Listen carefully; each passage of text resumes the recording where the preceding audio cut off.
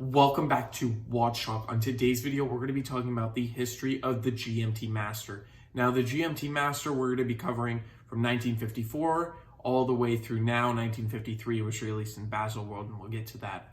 All that. It was released the same year as the Submariner, which I've covered, so go check that out. It's in a playlist if you want to go see the Submariner history. And let's hop right into it with the GMT Master. Original GMT Master was 6542.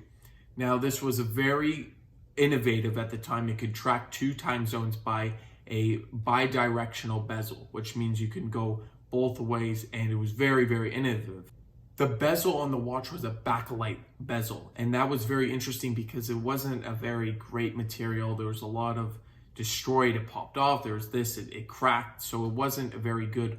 And then they changed just from that, the only reference had that type of bezel, the bakelite. They changed to aluminium. They changed to an aluminium bezel for all of them until the ceramic, and we'll get to that. So this reference number is very famous, and we're going to talk about movies, but just want to mention the same movie the Submariner is, Goldfinger, Pussy Galore, the pilot in the watch was wearing this watch. This watch also has no crown guards, and that's very interesting. It's the only reference that does not have crown guards. And the crown guards on GMTs I'll talk about were pointed and then went more closer to the case that were not pointed. And the pointed, of course, brings more value to the watch. 1675 was the next reference. This reference ran for a very, very long time. This reference had multiple dials. This is multiple bezels, multiple colors. It took off. It was very successful. So as we talked about, there's no bakelite bezel. Now it's aluminium. They had the addition of the crown guards, which were pointed, was also an improvement. So the crown wouldn't dig into your skin. That was one of the biggest reasons. And the variation. So the Pepsi bezel is the original. The blue on top and the red on the bottom. That was the very first model.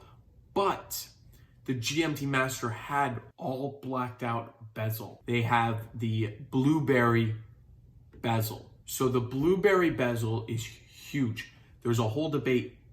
People don't even know if Rolex actually made that. There is in the Rolex catalog. I think they've made a couple years of it. It only lasted a few years, but I know for a fact that there's a lot of fakes out there, and nobody can tell because Rolex never signs their actual bezel on the watch. So nobody knows if it's a real or a fake. It's very interesting because you see a lot of celebrities, see a lot of famous, wealthy people that have these blueberry dot bezels on their GMT Masters, and they don't even know if it's real. They take it to jewelers, nobody knows really. The only way I guess you can know is if you go into the Rolex catalog, you find out the years, and you do it by the serial number, because you could tell by how many were made. So it's a certain amount, if it was 10 million or whatever, and they could actually date the watch from the serial number. So there might be a way, but most people can't tell. And it's a really big issue, but very interesting. And it still has value in the marketplace that they can't tell it's a fake. So it's a very, very interesting story on the blueberry. Then there was the root beer. So the root beer is super, super famous, this watch. This watch actually laid the groundwork for the watch we have now on the stainless steel Jubilee, because it was a gold watch. It was solid gold, I believe, on the Jubilee. It was solid gold on the Jubilee bracelet. And that was the first time they put a GMT Master on a Jubilee. Also, I want to mention too that these cases are 38 millimeter. Also, the Submariner, before they changed to the 40 mil case, had 38. 38 was considered a sports watch. It was a very big watch at the day, so that's why they kept it at 38 for a while. Coming to the 1980s, it was the 16750. So this was an upgraded movement to the 3057, which had quick set date. I also want to mention, through the years, the actual GMT hand from the original got bigger. So the GMT hand got bigger, more legible, but it was always connected to the hour hand. And we have to keep this in mind because later on, we'll see in the GMT Master 2 and other versions of that watch, it was independent, and we'll get to that. But the update of this movement was the quick set date function. Everything pretty much stayed the same until 1983 with the GMT Master 2. So Rolex actually kept producing the GMT Master, this one I'm talking about, before the GMT Master 2, for up through the 90s, I believe all the way through then. So both lines were running at the same time. And that surprised me because I would think that they would want to put more focus on the GMT Master 2, but Rolex can do whatever it wants, right? They're both top sellers. So GMT Master 2 comes along, huge improvements with this watch. It's a 40 millimeter case, and the reference I'm talking about, the original reference, was 16710. That was the first GMT Master 2, and then it had an independent hour hand.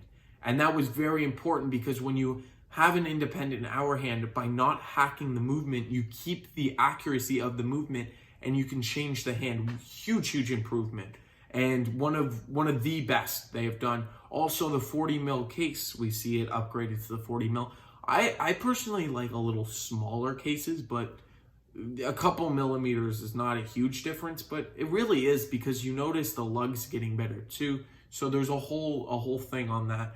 Tell me down in the comments below, would you rather have a GMT Master in 38 or 40? I know it's only 2 millimeters, but it does make a difference.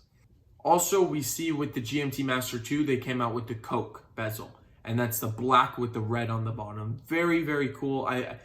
When I'm saying Coke, that's what people come up with names to. Like Rolex doesn't actually call the bezel Pepsi bezel. People adapted that. I just want to make that out there too. But it's very wide known. If you go to a jeweler and say you want a Pepsi bezel on a Rolex GMT Master, they're going to know what you're talking about. You don't need to know the exact references too. Later on with the GMT Master 2, they added a 60 click bezel. So before it was the 120 click, which had on the Rolex Submariner and other dive watch. It works on the dive watch really, but the GMT Master, I think it actually works better because the hour hand and tracking everything. So I think that was a great improvement. And that the 60 click bezel first came in two-toned on the reference 16710 LN. And that was the blacked out. So it was blacked out on a two-tone. So very cool watch, actually. I think that's an awesome watch. I'm not a huge fan of the two-tone sports models, but I understand the appeal. And you can get those at retail. You can find two-tone watches very easily compared to the stainless steel, which you're going to be paying thousands more on, even used, because there's such high demand now for the GMT Masters. So I hear about people just buying the two-tone and getting it for retail. I think that's a good compromise if you don't mind the gold.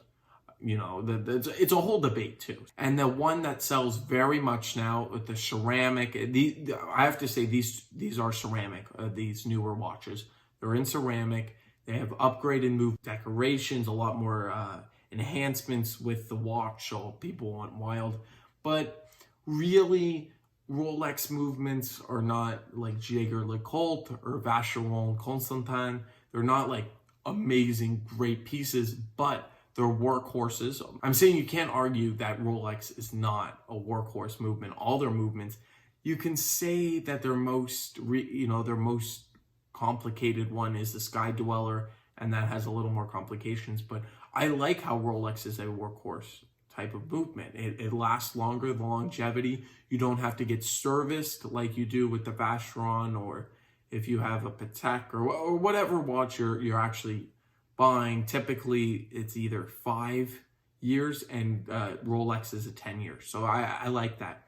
Then one other very famous ceramic bezel came out, and that's the Batman. So the Batman is the black with the blue, and so this watch was very famous for being Batman, and this is huge watch because it was like coming out with another Pepsi, and people like that bezel. And it sold very well. It sold out all the time too.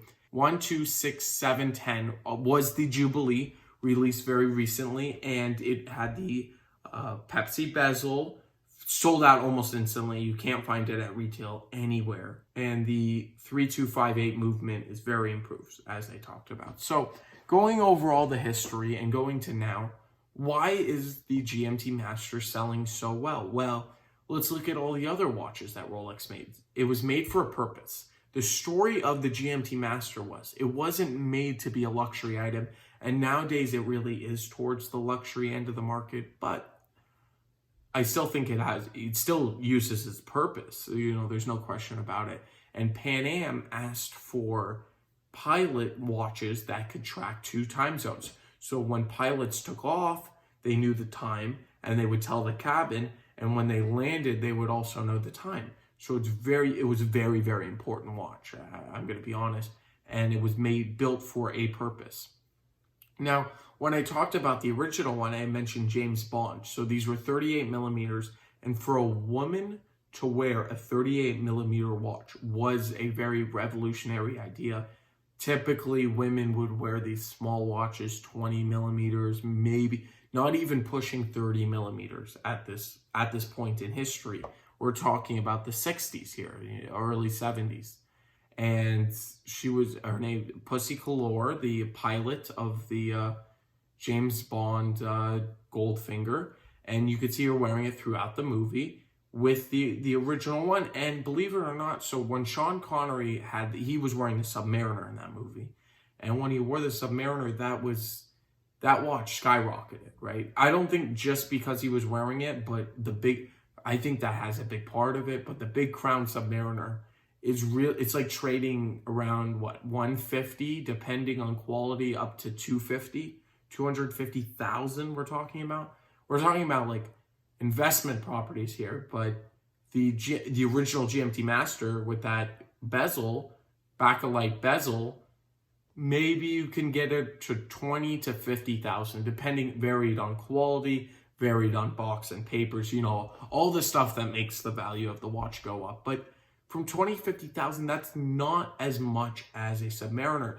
And I think if somebody really, really cares, because, the bezels have a big point of failing with the backlight, but if somebody really wanted a Rolex that has a huge amount of history that was in a movie, I would go for that, because that's one of the more affordable sports models that actually was in a movie, and they don't make them anymore with no crown guard. So it's very cool. I want to thank you all for watching. Please tell me down in the comments below what your favorite type of Rolex watch. I'm very interested to hear from you guys. I was thinking to myself, I said, well, the Submariner has such a fan base, but the GMT Master does too. And then I started thinking about the Datejust, because it's such an entry, it's an entry level piece. It's something you can go out and acquire. And then I'm thinking Day-Date has a great following. So I would love to hear your favorite type of Rolex watch. Tell me down in the comments. Please hit the subscribe button. Please like the video. It helps me keep producing this content for you. Helps me keep talking about watches. I want to thank you all for watching, and I'll catch you in the next one.